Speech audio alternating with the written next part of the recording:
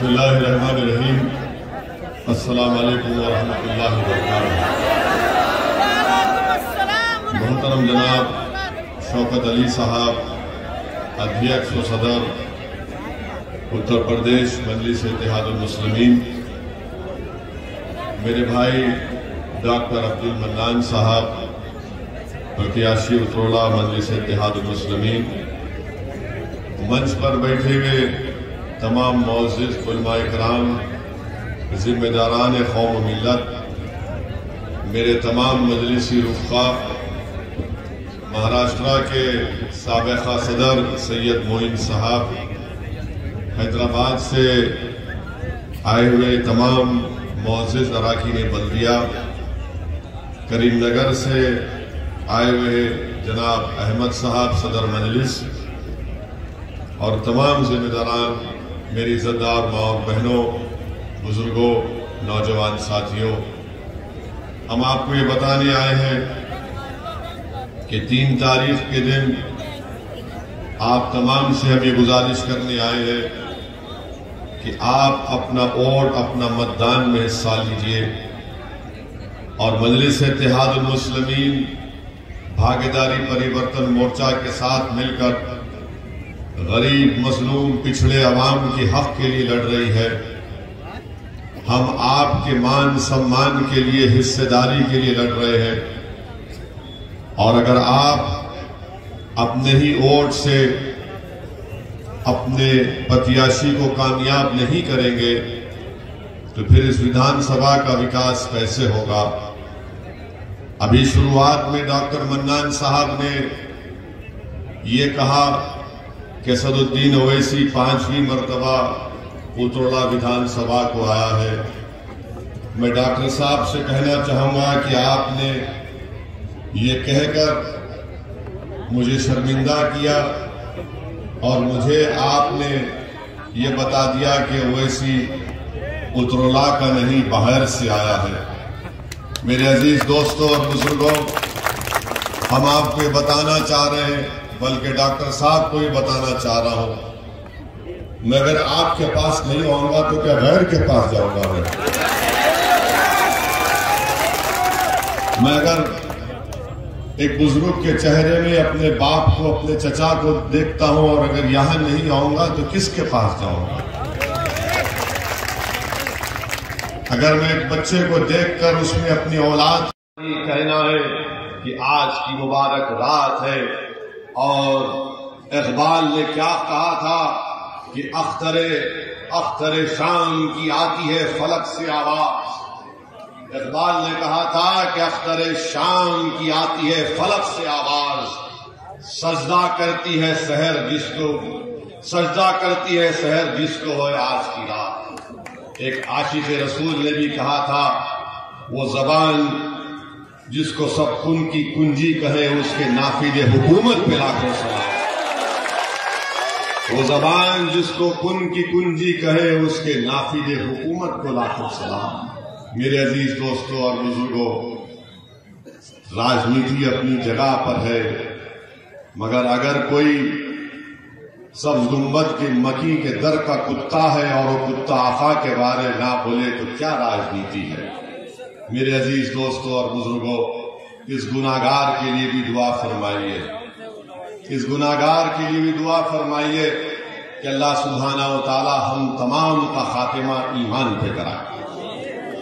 मेरे अजीज दोस्तों और बुजुर्गों, 3 मार्च को आपको डॉक्टर मन्नान को कामयाब करना है। ये कामयाबी डॉक्टर मन्नान की नहीं होगी, ये कामयाबी आपकी होगी। उतरोला विधानसभा में मजलिस इत्तेहादुल मुस्लिमीन की कामयाबी को रोकने के लिए बीजेपी, सपा और कांग्रेस मिलकर ये कोशिश कर रहे हैं कि डॉक्टर मन्नान की कामयाबी को रोका जाए। मगर मुझे यकीन है कि जो जमीन व आसमान का खालिक मन्नान है, वो अब्दुल मन्नान को जरूर कामयाब करेगा अपने नबी के सत्ते में इंशाअल्लाह होगा। तमाम लोग मिल लो, जितना मिलना है मिल लो, मगर फैसला तो रब्बे करीम करने वाला है। ओवैसी की तकरीर से लोगों के दिल बदल नहीं जाते, वो तो सदका है कि अल्लाह ने अपने हबीब के करम में, उनके सदक़े में लोगों के दिलों में मजलिस की मोहब्बत को पैदा किया। ये ओवैसी की जबान, ये ओवैसी की तकरीर नहीं, ये तो करम सब गुम्बद के मकी का है कि उन्हीं का करम है। हम तो सिर्फ अल्लाह से यही दुआ करते हैं कि परवरदिगार, दिलों को मोड़ने वाले आप हैं। आज हम बातिल ताकतों के तूफान में या अल्लाह हम एक चिराग को जला रहे हैं तौहीद के।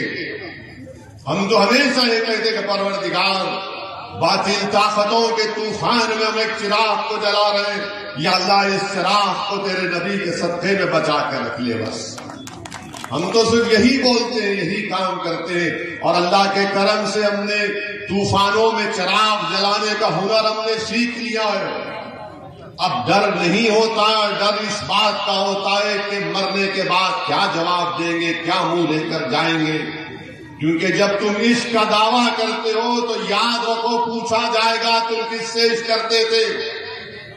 तुम उन लोगों से इश्क करते थे जो तुमको बर्बाद करना चाहते थे, या तुम उन लोगों से इश्क करते थे जो तुमको बचाना चाहते थे। मेरे अजीज दोस्तों और बुजुर्गों, इस चुनाव में आपको एक अच्छा फैसला लेकर यहां से अपनी जमात मजलिस इत्तेहादुल मुस्लिमीन को कामयाब करना है।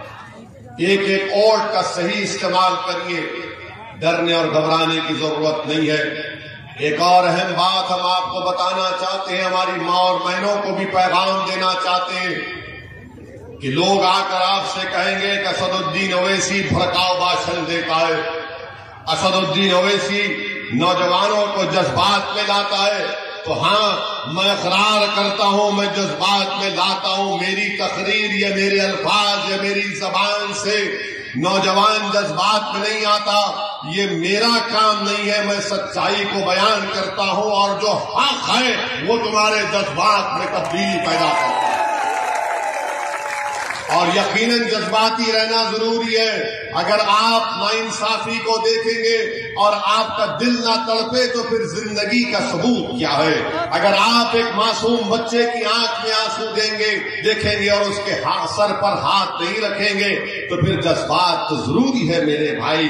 अगर आप जुल्म को देख रहे हैं तो आप अपने हाथ से जालिम को नहीं रोकेंगे तो फिर क्या बात है।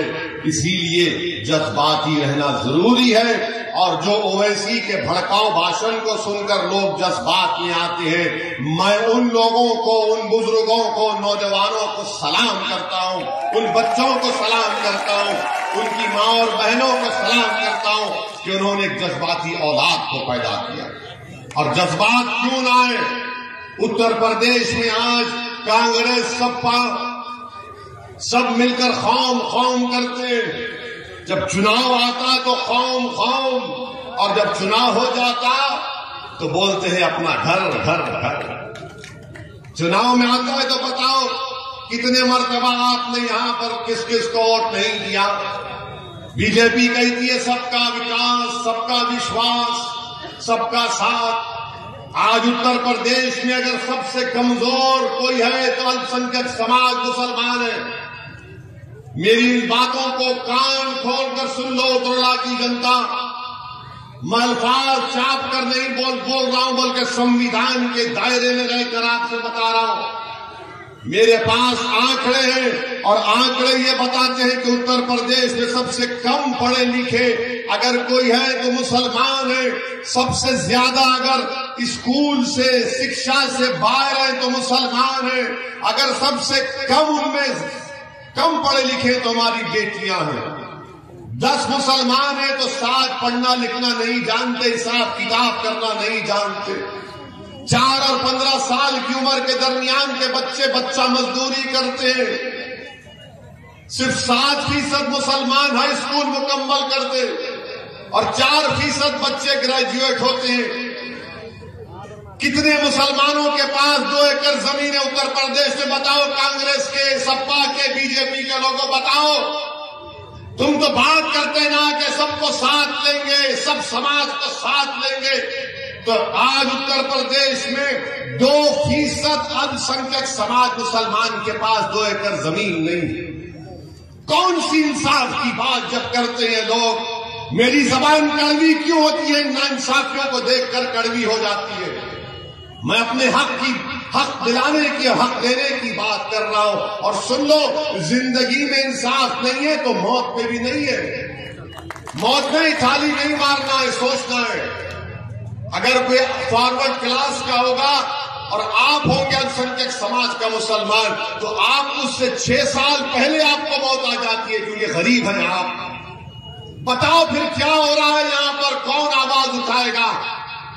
कोई तो उठाएगा ना आवाज, किसी को तो लड़ना चाहिए। कोई तो जाकर इन जालिमों को बताए जो सत्ता की कुर्सी पर बैठकर कमजोरों को कमजोर कर रहे, बल्कि बर्बाद कर रहे। आप बताइए, अगर आप जाकर किसी के घर पे पूछेंगे क्या तुम्हारी औलाद को, तुम्हारे बेटे को, तुम्हारी बेटी को शिक्षा चाहिए, तो कहेगा बिल्कुल चाहिए। कहां पर आपने शिक्षा दी? बताओ योगी आदित्यनाथ, बताओ मोदी जी, आपने कहां पर स्कूल खोला? मैं जो आंकड़े दे रहा हूं, मैं बीजेपी को, योगी को चैलेंज कर रहा हूं। मैं उत्तर प्रदेश के मुख्यमंत्री को चैलेंज कर रहा हूं, सपा के नेता को, अखिलेश को चैलेंज कर रहा हूं, कांग्रेस के राहुल को चैलेंज कर रहा हूं। अगर तुमको मेरे आंकड़ों पर भरोसा नहीं है तो एक वक्त और मुकाम बता दो, तुम 10 मिनट मेरे सामने नहीं बैठ सकोगे। मैं सच्चाई को बयान कर रहा हूं। वोट को ले लेंगे और उसके बाद आपके बच्चों को और आपको भूल जाएंगे। कोई कहेगा कि ओवैसी तुमने हैदराबाद में क्या किया? तो हमने हैदराबाद में, हमारे 7 विधायक हैं, कोई मंत्री नहीं है, सत्ता में नहीं है। हमारा मेडिकल कॉलेज है जिसमें 150 मुसलमान बच्चे और बच्चियां हर साल डॉक्टर बनकर निकलती है। इंजीनियरिंग कॉलेज है जिसमें 250 मुसलमान बच्चे और बच्चियां इंजीनियर बनकर निकलती है। MBA कॉलेज है, MCA कॉलेज है, नर्सिंग कॉलेज है, फार्मेसी कॉलेज है, आर्किटेक्चर का कॉलेज है। 2-2 अस्पताल है बड़े बड़े, जिसमें कम पैसों में इलाज होता है। ये सब कैसे बना? कोई आसमान से आकर नहीं दिया, ये सब आपने दिया था। आपने हमको विधायक बनाया, हमने काम किया। ये काम उत्तर प्रदेश में नहीं हो सकता था।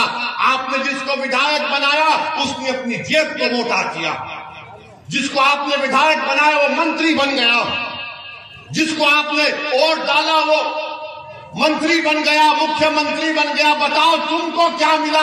इसीलिए ओवैसी से नफरत करते हैं, क्योंकि मैं जज्बात में लाने के लिए नहीं, आपको पैगाम दे रहा हूं। तुम्हारे को क्या मिला मुझे बताओ? क्या मैं ये कह रहा हूं कि मैं उतरला में आसमान से तारे तोड़कर ला कर दूंगा? मैं नहीं कह रहा, मैं कह रहा हूं जमीन पर जो सबको मिल रहा है, मेरी औलाद को भी मिले, मेरी बेटी को भी मिले। यही तो हमारी लड़ाई है। और मुझे यकीन है कि अगर आप डॉक्टर अब्दुल मन्नान साहब को विधायक बनाएंगे तो उत्तर प्रदेश की विधानसभा में जाकर आवाज उठाएंगे, लड़ेंगे। ये हमारे मसाइल। इतना बड़ा उतरला विधानसभा है, खाली 3 डिस्ट्रिक्ट के हॉस्पिटल है, स्लॉटर हाउस नहीं है। क्यों नहीं देते परमिशन बीजेपी वाले? क्यों नहीं दिया कांग्रेस ने? क्यों नहीं दिया बसपा ने? आप बताइए, रोड नाम की कोई चीज नहीं, खड्डे हैं पूरे यहां पर। इस विधानसभा में योगी आदित्यनाथ कहते कि मैं गर्मी निकाल दूंगा। अरे बाबा, गर्मी निकालना तो दूर की बात, उतरौला विधानसभा में लोग अपना सेलफोन चार्ज नहीं कर सकते, बिजली आती नहीं है यहां पर, 4 घंटे आती है खाली। गर्मी निकालूंगा? अरे बिजली तो पैदा करो।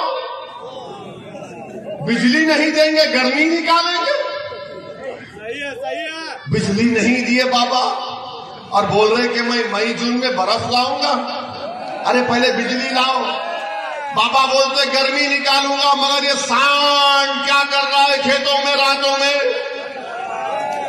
बाबा ने इनको छोड़ दिया, आशीर्वाद दे के जाओ, खाओ, तुम्हारे बाप की जमीन खा लो। बाबा ने कहा तुम मेरे हो, तो सांड ने कहा बाबा हम भी तुम्हारे हैं। बाबा ने कहा तुम्हारा मेघ है, जाओ जाओ खेत साफ कर दो, किसान को बर्बाद कर दो, मैं हूं ना। ज्यादा कोई बोलेगा तो ठोक दूंगा। आप बताइए, आप देश के प्रधानमंत्री को 7 साल के बाद मालूम हुआ कि उत्तर प्रदेश में सांड का मसला है। कितनी मन की बात बोली प्रधानमंत्री ने, मगर सांड की बात नहीं बोली। आज प्रधानमंत्री बोल रहे हैं कि आप 10 तारीख के बाद, प्रधानमंत्री कह रहे हैं, यकीन मत करिए, मोदी है, लंबी लंबी छोड़ते हैं। एक बार मोदी जी सऊदी अरब गए थे, वो वहां पर रियाद में एक लंबी तोप को देखे। तोप को देखने के बाद उसके अतराफ फिरे और वो शेख से पूछे कितना लंबा फेंकती। वो शेख भी बड़ा चालाक था, उसने कहा तुमसे कम फेंकती। ये जोक है, कहीं यकीन कर लेंगे आप, हम भी एनएसए लग जाएगा। बाबा बोलेंगे हैं ऐसा बोला, इसको जाओ जेल में डालो, जेल में हम जाने तैयार हैं, हम मरने तैयार हैं। मगर आप बताइए, आज मोदी जी कहते हैं कि मैं जो युवाओं को 70 लाख नौकरी का वादा किया था वो नहीं दिए। जिसके पास ग्रेजुएट है, डिग्री होल्डर है, डिप्लोमा है, मोदी जी उसको नौकरी नहीं बोल रहे हैं कि मैं तुमको एक और नौकरी दूंगा। वो क्या है? तुम गोबर से पैसे निकालो। बाबा कह रहे हैं, मुख्यमंत्री कह रहे हैं कि मैं एक सांड के लिए 900 रुपये दूंगा 10 मार्च के बाद। अरे बाबा, तुमने यहां पर बिजली नहीं दी, तुम किसको 900 रुपये दोगे? आप बताइए, एक विकलांग जो उत्तर प्रदेश में होता है उसको सरकार की तरफ से महाना 1000 रुपये पेंशन मिलता है। 1000 रुपये विकलांग को और सांड को 900 रुपये। आप बताइए, क्या इंसान की जान की कीमत ये है, इसका मान सम्मान ये है? बीजेपी हर महाज पर नाकाम साबित हुई है। ये सपा, कांग्रेस, बसपा से पूछ लीजिए, जब पार्लियामेंट में 2019 जुलाई अगस्त में कानून अमित शाह ने बनाया, बीजेपी ने बनाया, क्या कानून बनाया कि दिल्ली में कोई इंस्पेक्टर पुलिस का, एनआईए का बैठकर उतरोला के विधानसभा के एक नौजवान का नाम अगर अब्दुल मन्नान होगा तो उसको टेररिस्ट घोषित कर देगा। कांग्रेस ने जो आज घूम रहे खाम कह रहे हैं ना, ये कांग्रेस और सपा बीएसपी ने अमित शाह के लाए हुए कानून की तायीद की। हमारा यकीन करना है तो यूट्यूब पर हमारी तकरीर उठाकर देख लीजिए, 2019 की जुलाई अगस्त की तकरीर है लोकसभा की। हमने इन तमाम को कहा कि यह कानून का इस्तेमाल मुझ पर होगा, मेरी औलाद पर होगा, मेरे खानदान पर होगा, मेरे नौजवानों की जवानी को जेल में बर्बाद कर दिया जाएगा। तो यही कांग्रेस और सपा ने मिलकर अमित शाह के कानून की तायीद की और ओवैसी को कहते हैं कि इसके लड़ने से बीजेपी को फायदा होगा। अरे तुमको शर्म नहीं आती, इतना झूठ बोलते हो। तुम हमारी बर्बादी के कानून में बीजेपी अमित शाह का साथ देते हो और यहां पर गांधी परिवार की लड़की आकर वोट की बात करती है। जेल में जाकर मुलाकात करो, तिहाड़ जेल में जाओ, जेल में जाकर पूछो उन बच्चों से कि पार्लियामेंट में अगर किसी ने मुखालिफत की तो उसका नाम असदुद्दीन ओवैसी और इम्तियाज जलील था। मेरे अजीज दोस्तों और बुजुर्गों, ये इनकी हकीकत है, इन चेहरों को पहचानिए। आज चुनाव आ गया तो सब हमदर्द हो जाते हैं और उसके बाद जब इनको वोट मिल जाता है वो हमको यतीम और लाचार बनाकर छोड़ देते हैं। मेरे अजीज दोस्तों और बुजुर्गों, इस विधानसभा की तरक्की के लिए, इस विधानसभा के विकास के लिए, मजलूमों की कामयाबी के लिए, कमजोरों को ताकतवर बनाने के लिए, बेजुबानों को जबान में आवाज देने के लिए ये बहुत जरूरी है कि आप मजलिस इत्तेहाद और मुस्लिमीन के उम्मीदवार डॉक्टर अब्दुल मन्नान को कामयाब करिए। मैं आपको बताने आया हूं कि यहां पर आप जब मतदान करेंगे, वोट डालेंगे, तो आप वोट मजबूरी की हालत में करेंगे या मजबूती के लिए करेंगे? आप मजबूरी के लिए करेंगे या मजबूती के लिए करेंगे? आपने 30 साल से मजबूरी की हालत में आपने कभी सपा को तो कभी बसपा को तो कभी कांग्रेस को वोट दिया। ओवैसी आपके दरमियान में आकर आपसे अपील कर रहा है, भीख मांग रहा है कि मजबूरी की हालत में मत दो, मजबूती के लिए डॉक्टर मन्नान को वोट दो। अगर आप मजबूरी की हालत में देंगे तो यही नाइंसाफी चलती जाएगी। मजबूरी की हालत में देंगे तो उतरला में कोई विकास नहीं होगा। मजबूरी की हालत में देंगे तो उतरला में रेलवे लाइन नहीं आएगी। मजबूरी की हालत में देंगे तो अस्पताल नहीं बनेगा। अगर आज आप मजबूती के लिए वोट देंगे तो तमाम विकास के काम होंगे और आपकी आवाज उत्तर प्रदेश के विधानसभा में गूंजेगी। और हम आपको बता रहे कि अगर भाग्यशाली परिवर्तन मोर्चा को अल्लाह ने आपकी दुआओं और वोटों से इख्तिदार और सत्ता दी तो 3 डिप्टी सीएम बनाए जाएंगे। अल्पसंख्यक समाज का मुसलमान, एक निषाद समाज की पिछड़ा समाज से। अगर ऐसा होता है तो उतरला की जनता को ये वादा करके जा रहे हैं कि doctor Abdul mannan deputy CM बनेगा इंशाअल्लाह ताला। इनको विधायक बनाइए, डिप्टी सीएम बनेगा। डॉक्टर मन्नान जब उत्तर प्रदेश की विधानसभा में जाएंगे तो गूंगे बनकर नहीं बैठेंगे, बहरे बनकर नहीं बैठेंगे। डॉक्टर मन्नान उतरला की जनता के इंसाफ के लिए लड़ेगा, पुकारेगा। उत्तर प्रदेश की विधानसभा के दरो दीवार को उतरला के इंसाफ के नारे से हिलाकर रख देगा। इस बात का मैं आपसे वादा कर रहा हूं। मेरे अजीज दोस्तों और बुजुर्गों, अपने हिम्मत और हौसले को बुलंद रखिए। डरने और घबराने की जरूरत नहीं है। एक हो जाइए, एक हो जाइए। ये तारीखी वक्त है आपके लिए। अगर हमारी मां और बहनें एक हो जाएंगी। अच्छा पूछिए ये कांग्रेस सपा बसपा से, जब आएंगे आपसे वोट की भीख मांगने तो बोलना हिजाब और निकाब के बारे में तुम्हारी राय क्या है। पूछो उनसे हिजाब और निकाब के बारे में राय क्या है, कुछ नहीं बोलेंगे। अगर हिजाब और निकाब के बारे में अगर किसी ने बोला तो उसका नाम अल्हम्दुलिल्लाह सदुद्दीन ओवैसी और मजलिस इत्तेहाद उल मुस्लिमीन था। हमने उस बच्ची से बात की जिस बच्ची को बलवाइयों ने घेर लिया था। हमने कहा कि हम बराबर सर पे टोपी पहनेंगे, चेहरे पे दाढ़ी रखेंगे। हमारी माँ और बहनें अगर चाहती हैं तो हिजाब भी पहनेगी, निकाब भी पहनेगी। और भारत में हम, ये हमारा वतन है। सुबह कयामत तक जब तक हम यहाँ रहेंगे, जब तक दुनिया कायम रहेगी, हम अपनी शनाख्त को बरकरार रखेंगे। शनाख्त पर कोई कॉम्प्रोमाइज नहीं होगा। हम किसी के बोलने से अपने आप को नहीं बदलते, हम किसी के बोलने से शर्मिंदा नहीं होते। अरे हम तो कमली वालों के गुलामों के गुलाम हैं। हमको बता दिया गया क्या करना है, हम करेंगे।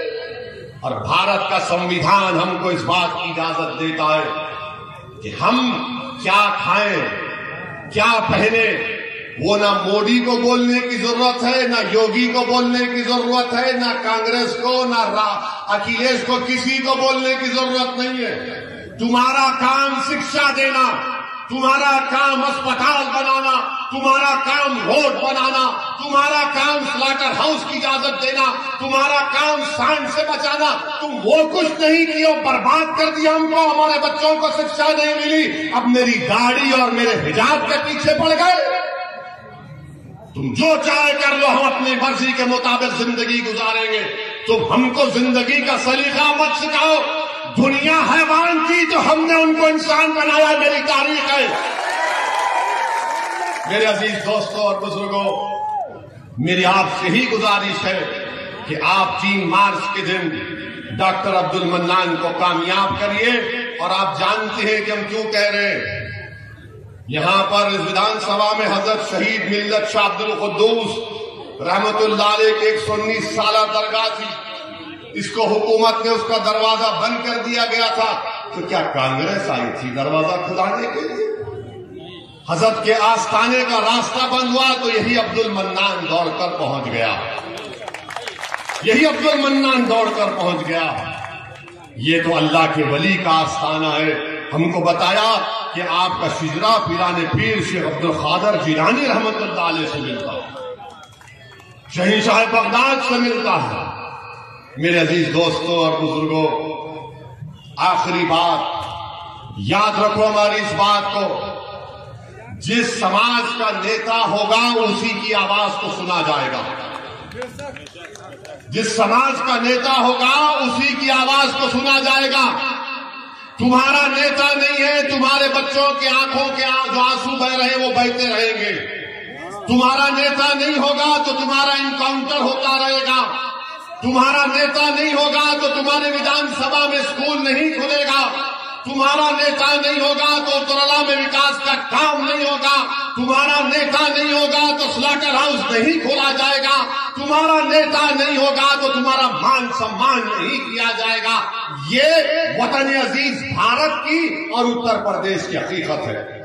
कोई कहेगा ओवैसी गलत कह रहा है, तो एक मिसाल देकर आपको और मजीद समझा देता हूं कि एक मंत्री का बेटा अपनी गाड़ी से 4 किसानों को मारो, जान ले ली, 4 मर गए। उसको इतनी जल्दी बेल कैसे हो गई? उसके बाप को मंत्रिमंडल से मोदी ने नहीं हटाया। क्यों नहीं हटाया? क्योंकि उस समाज का वोट चाहिए। अगर गाड़ी चलाने वाले का नाम टेनी नहीं होता, ओवैसी होता, तो अब तक एनकाउंटर कर दिया जाता, घर पे बुलडोजर कर दिया जाता। योगी और मोदी के पास उस समाज की अहमियत है। और आपका मामला क्या है? ये डराओ इनको, ये डराओ इनको, ये डराओ इनको। और हम सिर्फ वोट डालने वाले बन गए। अरे वो डर गए। अरे मेरे भाई, अब डरने की जरूरत नहीं है। हमने बचपन में सुना था कि अम्मा बोलती थी सो जाओ वरना गांव में शेर आ जाएगा। अब गांव में एक शेर आया आपके सामने। ये शेर तो अली है, शेर तो अली है, और अली की आल का सदका है कि ये खड़ा आपके सामने। अब डरने की जरूरत नहीं है। अब आपके पास विकल्प है, अब आपके पास एक ताकत है। और हम आपसे वादा कर रहे हैं कि डॉक्टर साहब ने जो कहा हम नहीं मानते। अरे अल्लाह हमको यहां पर 5वीं मर्तबा आने का मौका मिला। आप यकीन कर लीजिए, जब तक अल्लाह जिंदा रखेगा ओवैसी उत्तरला की जनता को पास आता रहेगा। बल्कि मैं तो आपके घर में आकर इंशाअल्लाह खाना खाऊंगा। कोई खिलाएगा हमको, मोटा हो जाऊंगा, इतना नहीं। हम आएंगे भाई। अगर मैं तुम्हारे घर पर आकर भीख नहीं मांगूंगा तो किससे मांगूंगा बोलो? मैं किसके पास जाऊंगा बोलो? मैं किसके पास जाऊंगा मेरे दोस्तों? अब आप ही को क्षमा जलाना है। हम तो अपनी जबान से हर चीज हम निछावर करने तैयार है। अल्लाह जानता हमारी नीयत को। हमारी गाड़ी पर गोलियां चलाई गई, लोगों ने कहा मत जाओ, तुम्हारी जान को खतरा है। हमने कहा हमको सिक्योरिटी नहीं चाहिए। अगर मरना लिखा हुआ है तो मरेंगे, मगर जब तक जिंदा रहेंगे मर्द की तरह रहेंगे, बुज़दिली के मजारे नहीं करेंगे। अगर मेरे मुझ पर गोलियां चलाने वाले ये समझ रहे हैं कि ओवैसी गरीब मजलूम पिछड़ों की बात करता है, उसकी जबान को बंद कर दिया जाएगा, तुम जब अपनी गोलियों से मेरी जबान को बंद कर सकोगे। मगर मैं जो पैगाम दे चुका हूं अल्लाह के करम से, वो पैगाम आपको आगे लेकर जाऊंगा। और मैंने आपसे कह रहा था कि जिस समाज का नेता होगा उसकी आवाज को सुना जाएगा।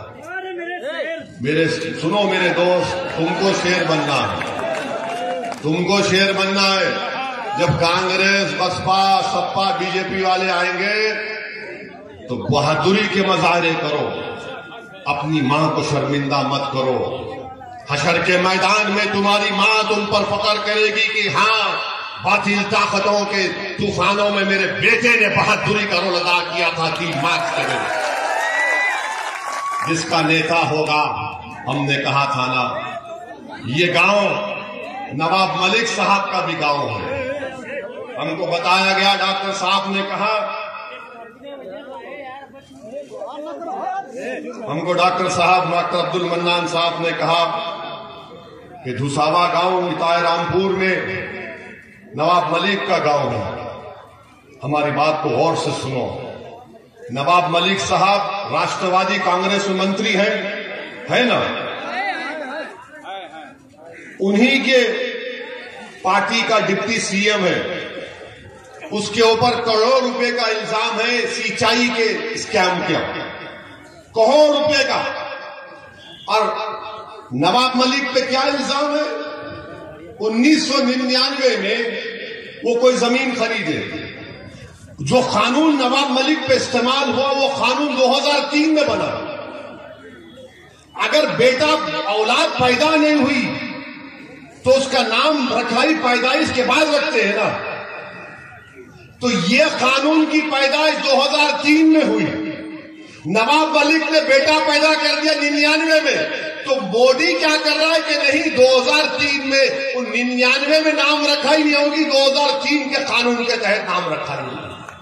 और देखो आप, मोदी भी एक ही है, राष्ट्रवादी कांग्रेस के नेता भी एक ही है।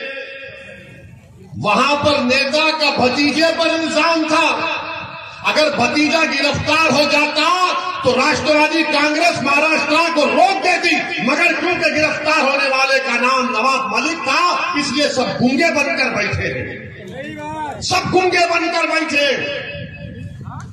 क्या नवाब मलिक पर जो इल्जाम लगा गलत है, झूठ है। और एक मिसाल देता हूं, आजम खान मंत्री थे, अखिलेश मुख्यमंत्री थे ना।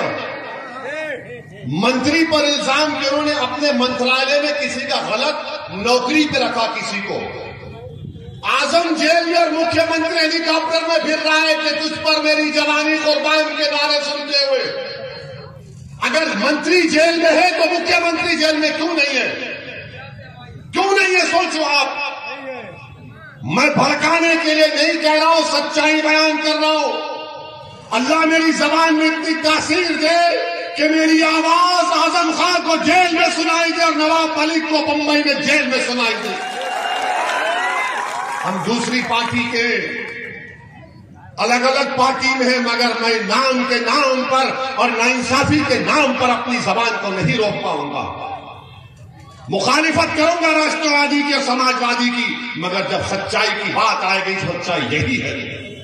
मेरे अजीज दोस्तों और बुजुर्गों, मैं साथ ही साथ आपसे ये भी अपील करूंगा कि आज की रात आप नवाब मलिक के साथ अनवर हाशमी और आजम खान के लिए दुआ करिए कि अल्लाह अनवर हाशमी साहब को सेहत दे। और मेरे अजीज दोस्तों और बुजुर्गों, ये हिस्सेदारी की लड़ाई है, ये बराबरी की लड़ाई है, और इसमें आप हमारा साथ दीजिए। ये उत्तराला की जनता की विकास की लड़ाई, हमारा साथ दीजिए, सरपरस्ती करिए। अगर किसी से भी कोई गलती हुई तो माफ कर दीजिए, माफ कर दीजिए मेरे भाई। आपकी आवाज उत्तर प्रदेश के विधानसभा में सुनाई देनी चाहिए। हाँ, हमारे जाने के बाद इबलीस की औलाद यहां पर आएगी,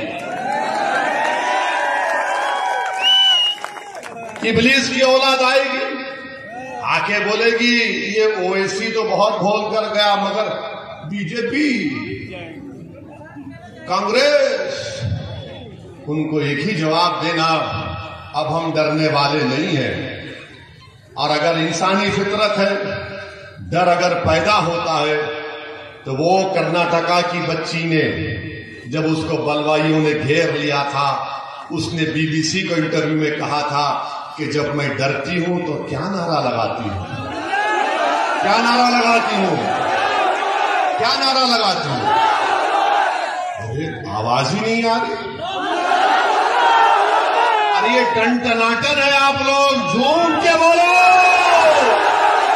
मस्त होकर बोलो, मजबूत होकर बोलो, एक होकर बोलो, पूरा उजाला बोले, पूरा यूपी बोले, पूरा देश बोले। अस्सलाम वालेकुम व रहमतुल्लाहि व बरकातहू। 3 मार्च को पतंग पर